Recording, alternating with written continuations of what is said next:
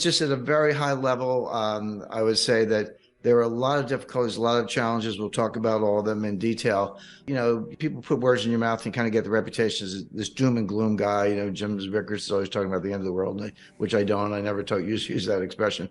But I make the point that, yeah, despite the difficulties, we don't have to be victims. We're not helpless. We don't have to curl up in a ball. The key is to see it coming. If you can see things coming, you can deal with them accordingly. You can get through them, not only preserve wealth, but actually make money. I always point out the example of Hugo Stinnes, and people go, who's that?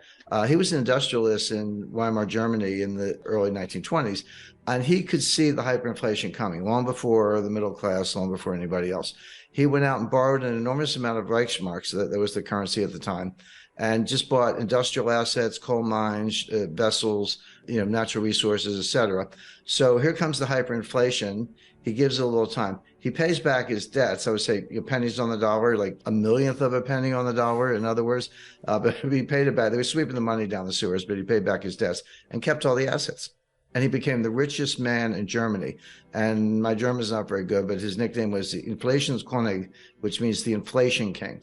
So there are other stories like Joseph Kennedy in the 1929 crash, but here's a guy who lived through the greatest hyperinflation of any modern industrial economy and ended up as the richest man in Germany because he saw it coming and made the right move. So again, we're not helpless. We can do things about it. But the key to empowerment, as I say, is to see it coming. That's where the analysis comes in. And you're like, gee, Jim, are you smarter than everybody else? Of course not. There are a lot of big brains around, but people have flawed models. There's a lot of behavioral psychology behind it, the confirmation bias or believing the future will resemble the past, which it usually does not. And so if you're going to stick to those models, yeah, you're going to get really bad results. It's hard to think of an institution that has a worse forecasting record than the Federal Reserve, the U.S. Federal Reserve, with the possible exception of the IMF. They're both pretty bad. I mean, you could almost take the Fed forecast, do the opposite, and be just fine. There's more to it than that, but they just stick to these really bad models. But if you understand how the economy really works, if you understand it's a complex dynamic system, all I've done is I've taken complexity theory, which has been around for a while. I mean, you could say 13 billion years because the Big Bang was the ultimate complex dynamic paradigm shift or phase transition.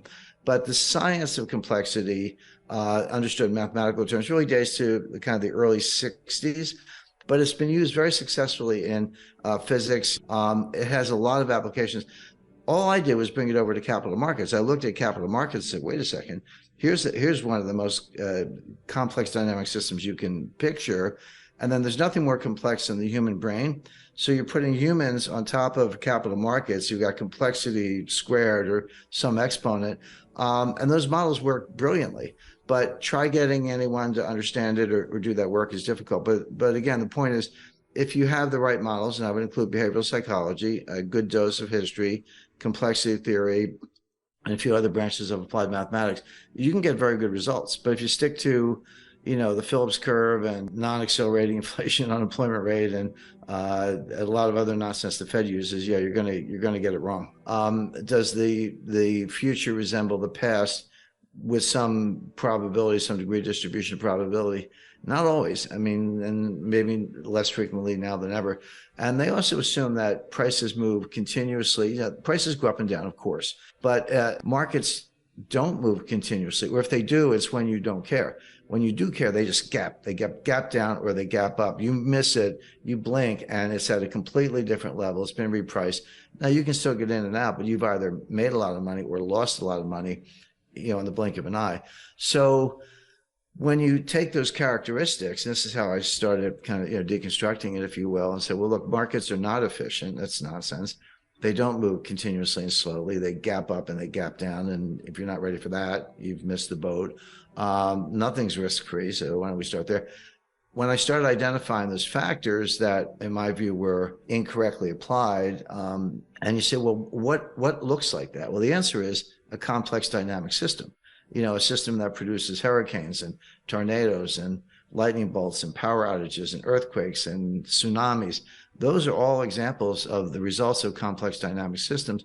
An earthquake doesn't sneak up on you. It just it just, the ground falls out from under you instantly. And that's what happens in markets. So then I said, well, maybe that's a better model. Of course, it is. Things evolve all the time. Another tool, intellectual tool, applied mathematical tool, uses Bayes' theorem without getting too much in the weeds. And I learned Bayes' theorem at the CIA because I always say, if you have all the facts, a smart high school kid can solve the problem. The intelligence agencies and others, and people in capital markets, have to solve problems when you don't have all the facts. But you have no choice. In national security or defense, it's literally life or death. On Wall Street, it could be your fortune or your client's fortune. So you don't have the luxury of just throwing up your hands and say, well, I'm going to wait till I get more facts. That's what Janet Yellen did, but that doesn't work in the real world. She's kind of detached from that. So how do you solve problems when you don't have all the facts you need to really solve the problem, and you know it, but you have to deal with it anyway because it's coming at you? Well, Bayes' theorem says assign an initial probability, a priori assumption. Just not make it up, but do the best you can, recognizing that you're going to fall short, that you've got missing pieces in the puzzle, if you want to put it that way. And if you have no facts at all, and it's a binary outcome, give it 50-50. Like, it's like, it's not quite 50-50, but red or black on a roulette table, it's a little less than 50-50. It was close enough. He said, it's either going to be red or black, don't know which. I'm going to give it a 50-50. And then what you do, this is what statisticians hate, you update it based on subsequent facts. As new facts come in, you put them back in the model, you update it, and what you'll discover is that your probability either goes up or down. Well, if it goes down more than a certain amount, you discard it. You say, well, that's wrong. I just do it again. But if it goes up, what you're doing is making it more and more likely that your assumption was true. And so eventually you can get up to the 80-90% level. And that's not 100%, but it's pretty darn good. But there's a tension, which is, okay, as you're updating, and this is something that was explained to me by Henry Kissinger.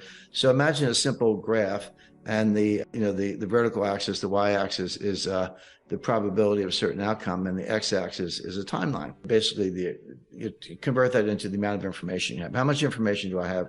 How much time do I have to make a decision? Well, at zero, at the outset, you have no information, or very little.